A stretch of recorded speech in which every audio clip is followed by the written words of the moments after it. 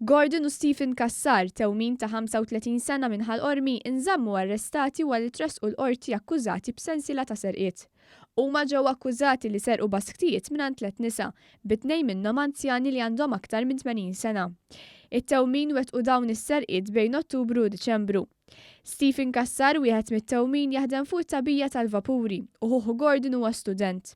Il-Prosekuzzjoni mmexxija mill-Ispetturi Fabian Fleri, Lydon Zammit u Christina Delia wrew filmati minn kameras tas-sigurtà li fihom jidher Stephen ħireġ jiġri jaqbad basket u jidħol lura f'karozza reġistrata fuq missieru bil-basket f'idu. Il-filmat juri wkoll waħda mill-vittmi tiġri għal ftit warahom, bil-mara nnutat il-vettura griża tal-għamla Toyota Vitz u parti minn numru fuq il-pjanċa tar-reġistrazzjoni. Il-pulizija sabet li t-tewmin u arrestatom. Jirriżulta li t-tewmin għandhom problema ta' droga u kien għalhekk li jagħmlu dan l-att. Huma wieġbu ħati għall-akkużi fil-konfront tagħhom u nżammu arrestati. Raġel li m'għandux saqa fuq rasu tboġġa fuq ordi ta' probation wara li ammetta li prova jisraq minn ġo karozza li kienet ipparkjata. Emma Nebejjer ta' 34 sena nqabad jisraq minn uffiċjal li jaħdem fil-faċilità korrettiva ta' Kordin. L-uffiċjal ra li r-raġel jisraq minn karozza tal-ġarr tiegħu f'Ħal Qormi. Il-każ seħħ is-sibt tal-ħabta ta' 8 ta' filgħaxija bl-uffiċjal fil-faċilità korrettiva ta' Kordin żamm lill-akkużat sakemm ġew il-pulizija u arrestawh. L-Ispettur akkuża lir-raġel li prova jisraq u li fil-pussess tiegħu kellu oġġetti ta' valur li naqas milli jagħti spjegazzjoni dwarhom minn fejn ġabhom. L-akkużat huwa riċediv u għandu rekord kriminali fuq akkużi ta' serq. Il-Maġistrat Gabriella Vella qalet li f'dawn iċ-ċirkostanzi sentenza ta' ħabs mhix ideali għall-akkużat u ordnat sabiex ir-raġel jitpoġġa taħt ordi ta' probation għal 3 snin. 4 żgħażagħ Sudaniżi wieħed minnhom taħt l-età weħlu 6 xhur ħabs walli ammettew li falsifikaw dokumenti uffiċjali tal-ivvjaġġar.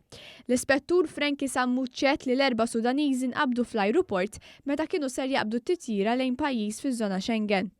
Il-Maġistrat Gabriella Vella ordnat sabiex l-akkużati jinżammu arrestati b'wieħed minnhom se jinżamm fil-faċilità Jors minħabba li huwa taħt l-età. L-imħallef Tonja Bela ordna sabiex titkompla l-kawża kostituzzjonali li fetaħ Charles Muscat magħruf bħala l-Pips li fiha jattakka evidenza li nġabret mill-pulizija kontrih permezz tat-tappjar tat-telefonati. Charles Muscat kien ġie arrestat fl-2001 brabta mill-importazzjoni kbira ta' droga kokaina u kannabis. Huwa kien ġie arrestat wara operazzjoni mis-servizzi tas-sigurtà u l-pulizija. Huwa kontesta l-validità tal-ittappjar tat-telefonati wara li argumenta li mhux qed jiġu salvagwardjati l-liġijiet Ewropej. L-ex-Chief of Staff tal-Prim Ministru Keith Schembri rtira 2 kawżi ta' libel li kien fetaħ kontra Daphne Caruana Galizja. L-avukati ta' Keith Schembri informaw lill-Maġistrat Viktor Għaxaq bid-deċiżjoni tal-klijent tagħhom. Il-familja ta' Caruana Galizja kienet għamlet talba sabiex jitwaqqu l-kawżi kollha fil-konfront ta' Daphne Caruana Galizja. Intant kawżi ta' libel miftuħa mill-Prim Ministru Joseph Muscat ġew aġġornati għal Marzu.